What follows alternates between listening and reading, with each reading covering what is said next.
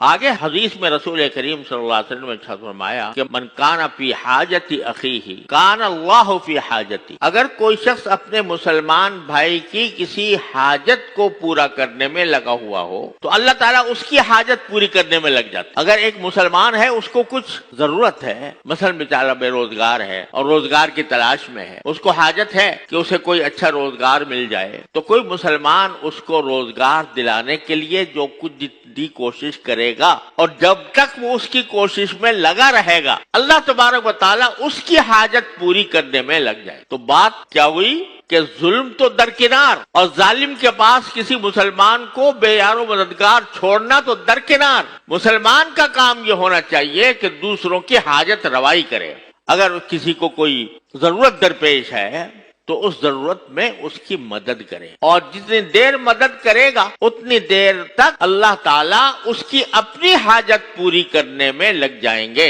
یعنی اس کو بھی تو کچھ نہ کچھ حاجتیں ہیں، تو اللہ تبارک و تعالیٰ اس کے اس عمل کے صلے کے طور پر، انعام کے طور پر اس کی حاجتیں پوری کریں گے۔ اب دیکھو اللہ تبارک و تعالیٰ اس کی حاجت پوری کرنے میں لگ جائیں گے۔ ایک تو دنیاوی حاجتیں ہوتی ہیں، بعض اوقات تو اللہ تعالیٰ یہ دکھا دیتا ہے کہ تم نے فلاں کی مدد کی تھی، فلاں کی حاجت روائی کی تھی، تو اب میں تمہاری دنیاوی حاجت، یہ تمہاری دنیاوی حاجت پوری کر رہا ہوں، کر دیتا اور ہو جاتا۔ ورنہ انسان کی سب سے بڑی حاجت یہ ہے کہ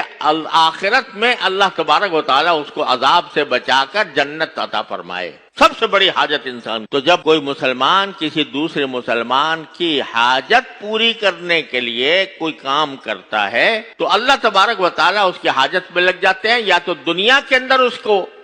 کوئی اپنی حاجت پوری ہو جاتی ہے، اور یا پھر کم از کم آخرت میں اس کی سب سے بڑی حاجت اللہ تعالیٰ پوری کر۔ بہرحال فرمایا یہ کہ جو مسلمان اپنے کسی بھائی کی کسی حاجت میں لگا ہوتا ہے، حاجت پوری کرنے میں لگا ہوتا ہے، تو اللہ تعالیٰ اس کی حاجت پوری کرنے میں لگ جاتے ہیں،